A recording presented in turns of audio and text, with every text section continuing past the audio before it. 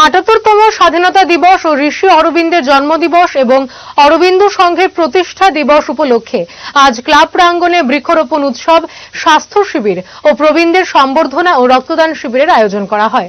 উপস্থিত ছিলেন আগরতলা পুর নিগমের মেয়র তথা বিধায়ক দীপক মজুমদার, কর্পোরেটর অলোক রায় ও ত্রিপুরা মার্ক ফেডের সহসভাপতি সঞ্জয় সাহা সহ অন্যান্য বিশিষ্টজনেরা।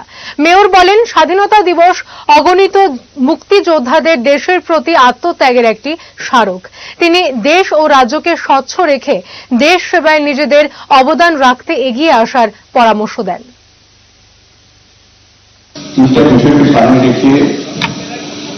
অরবিন্দ সংঘ মার্কেটিং কর্মসূচি হাতে দিয়েছিল, তার অন্তিম পর্ব আগামী 15 আগস্ট ভারতবর্ষের ৮৮তম স্বাধীনতা দিবস, ঋষি অরবিন্দের পবিত্র জন্মদিন এবং এই ক্লাবের প্রতিষ্ঠা দিবস।